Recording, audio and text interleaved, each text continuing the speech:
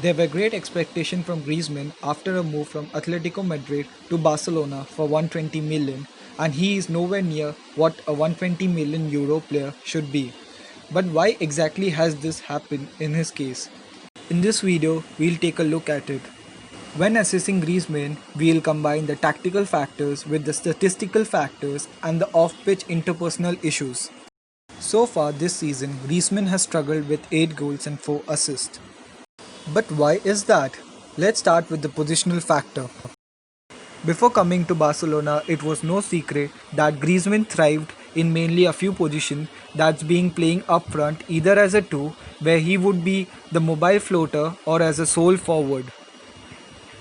The right has been an area where he has thrived in the past. So if Barcelona wanted the best out of him, it meant dropping Suarez into the bench to allow Griezmann to be the sole forward or to play at the right where Messi returned as a false nine. However, neither of the solution happened, and couple of occasions he has played on the front too alongside Messi, who himself prefers to be the floater. We may have seen Griezmann play as a sole forward when Suarez was ruled out for 4 months, which coincided with the global pandemic, which meant Griezmann never got to get comfortable in his new role. As a result, Griezmann has been stuck out in the left of a 4-4-3 formation where he often becomes a left midfielder in a 4-4-2 formation in defense.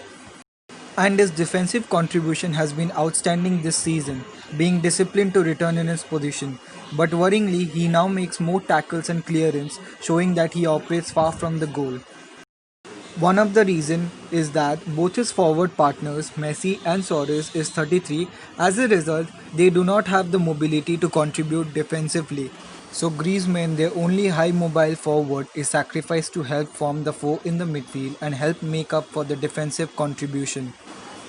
Barcelona have lacked width for a couple of years. However, Griezmann is left-footed and if he stayed wide, his influence will be limited. So instead, he drifts inside, acting as a floater. However, these are the same areas where Messi likes to operate.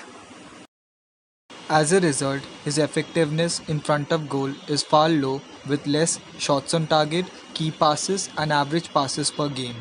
So what do you guys think? Was it worth for him to go to Barcelona? Please leave down in the comments below. Thank you for watching this video. Please like, share and subscribe.